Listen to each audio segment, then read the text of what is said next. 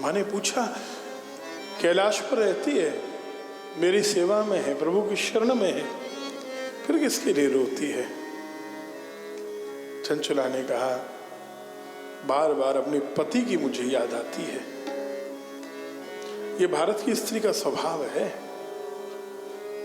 पति गाली भी देगा, अपमान भी करेगा, अपराध के लिए है। प्रदोष का व्रत करना चाहिए। यदि दाम्पत्य में समस्या है, पति पत्नी के संबंध में समस्या है, तो कहते हैं प्रदोष व्रत करो। पति का स्वास्थ्य अच्छा नहीं है तो प्रदोष का व्रत करो। बच्चों को समस्या है तो प्रदोष व्रत करो। ये करवा चौथ करेंगी, अहोई अष्टमी करेंगी, ये सारे व्रत किसके लिए? चंचला भूली नहीं है अपने पति को, भूली नहीं है। चंचला ने कहा कि मेरे पति ने जो जो कार्य किए, जो पाप किए, मां उसका उद्धार नहीं हुआ होगा, मैं जानती हूं। क्या उसकी गति हुई जरा बताइए तो। और माता पार्वती ने ध्यान लगाकर देखा और पाया कि बिंदु विंध्याचल में, विंध्य पर्वत पर भयंकर पिशाच बन गया है। सुनकर अब तो चंचला और जोर जोर से रोने लगी और चंचला ने कहा कि मां, मेरे पति की भी मुक्ति करवाओ। बेटी, उसने तो तुझे हमेशा कष्ट दिया, तेरा चरित्र गिराने में दोषी तो तेरा पति था। ऐसा गलत कार्य कराकर तुझसे धन कमाने वाला तो तेरा पति था। चंचला ने कहा, जैसा भी था मेरा पति था। मैंने अग्नि के सामने उसको वचन दिया था, सुख दुख में साथ दूंगी। आज मेरा पति मरने के बाद भले ही पिशाच बना है, लेकिन मुक्ति का कर्तव्य तो मुझे करना चाहिए। माँ ने तुरंत तुम्बुरु जी को बुलाया।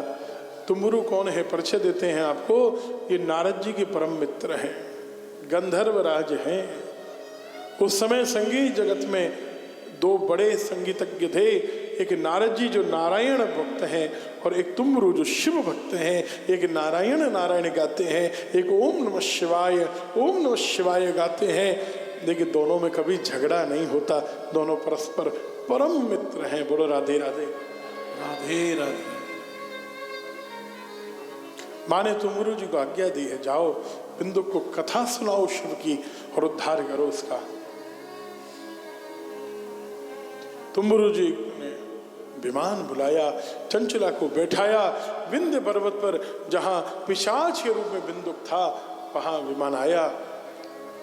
चंचला रोने लगी पति की स्थिति देखकर, क्योंकि पिशाच के रूप में कांप रहा था, तड़प रहा था।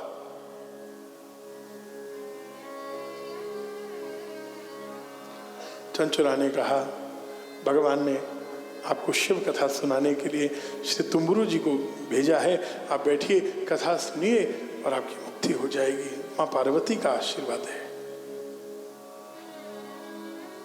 आपने सोचा होगा बड़ी सहजता से मुक्ति हो गई होगी, इसने कथा सुनी होगी। ऐसी कथा भी विलक्षण है। जब उस बिंदु ने कहा कि भले कितनी पीड़ा हो, मुझे कथा नहीं सुननी तो नहीं सुननी। इतना कष्ट पा रहे हैं, मुक्त हो जाएंगे। बिंदुक ने कहा, जिससे होना होगा वो हो जाएगा, लेकिन कथा नहीं सुनूंगा। तुम्बुरु जी ने कहा, देखो भाई, मेरी माँ ने मुझे आज्ञा दी है, कथा तो तुमको सुननी ही पड़ेगी। तो बिंदुक ने कहा, कोई जबरदस्ती है क्या? बोले, हाँ जबरदस्ती भी है, करूंगा। ऐसी कथा एक ही बार हुई है, जब वक्ता संग में रस्सी लेकर आए थे। बोलो राधे राधे।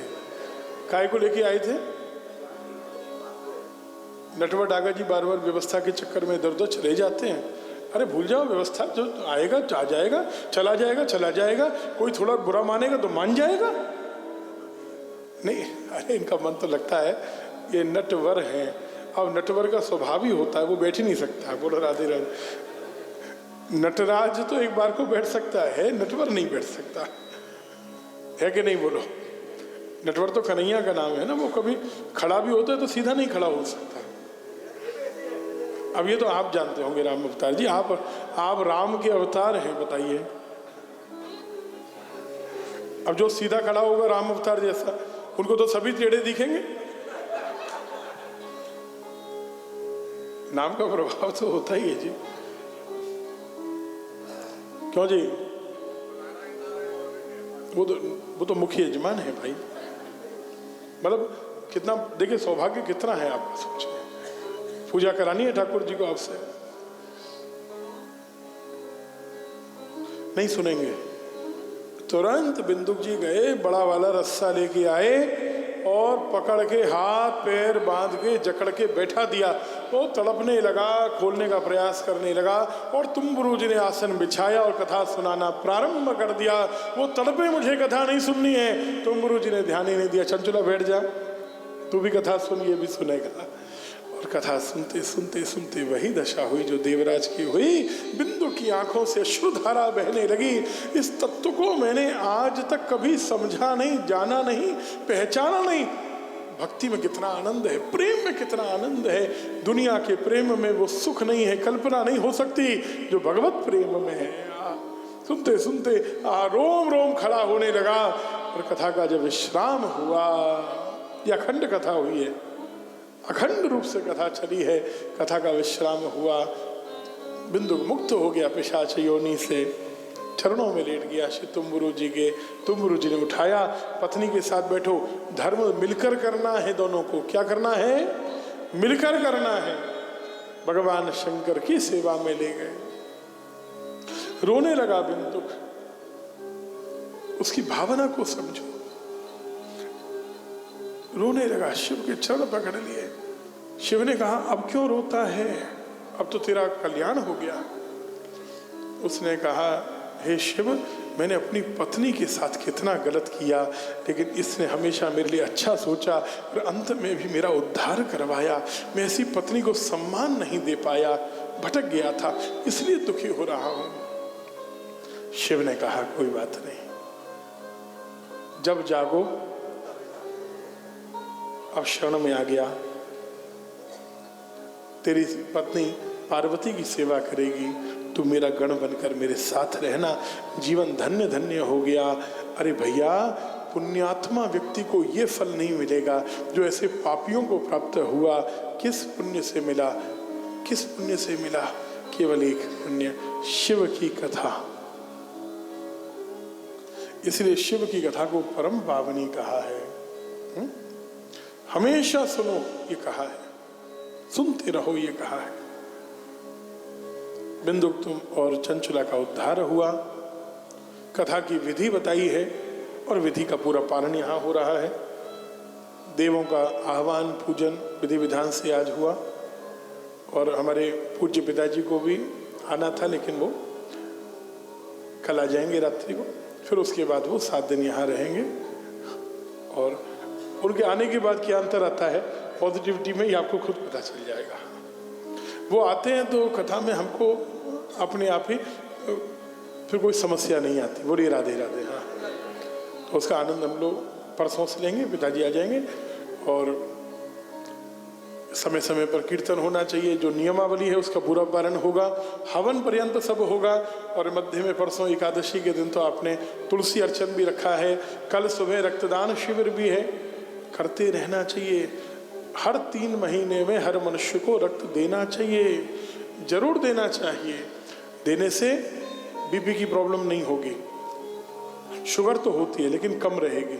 बहुत आदि बीमारियों से हम बचे रहते हैं।